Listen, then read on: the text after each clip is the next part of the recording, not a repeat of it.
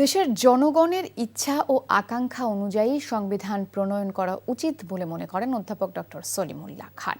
মঙ্গলবার রাতে রাজধানীর গুলশানে জাতীয় নাগরিক কমিটির প্রতিনিধি সম্মেলনে কথা বলেন তিনি। অনুষ্ঠানে ঢাকা মহানগর উত্তরের নাগরিক কমিটির থানা প্রতিনিধিদের বিভিন্ন প্রশ্নের জবাব দেন কেন্দ্রীয় কমিটির নেতৃবৃন্দ।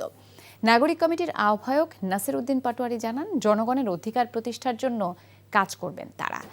ডক্টর সলিমুল্লাহ খান বলেন, বিগত দিনে দেশে ন্যায় বিচারের অভাব ছিল, তাই দেশে ন্যায় বিচার প্রতিষ্ঠা জরুরি।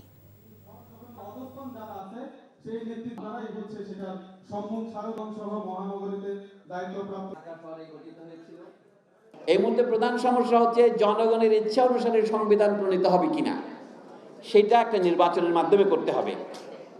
জুলাই অভ্যুত্থানে যারা নেতৃত্ব দিয়েছেন তারা ঘটনাটা ঘটিয়ে ফেলেছেন, এখন বলা হচ্ছে তারা একটা ঘোষণাপত্র দিতে পারবেন কিনা। আরে যে কাজটা আপনি করেছেন সেটা ঘোষণাপত্র দিতে পারবেন না কেন আপনি? আমরা কি করেছি কাজটা?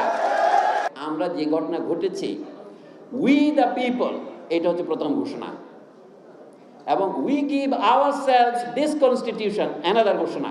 ফলত আমরা নির্বাচন বলতে বুঝি গণপরিষদ নির্বাচন, যে নির্বাচনের মধ্য দিয়ে আমরা বাংলাদেশে একটি সুন্দর জনগণের সংবিধান মানুষকে উপহার দিতে হবে, যে সংবিধানের মধ্য দিয়ে 53 বছর যে প্রাতিষ্ঠানিক যে প্রতিষ্ঠানগুলো ধ্বংস হয়েছে এবং বাংলাদেশ একটি ব্যর্থ রাষ্ট্রের দিকে যাচ্ছিল, সেই জায়গা থেকে আমরা উত্তরণ করতে পারবো।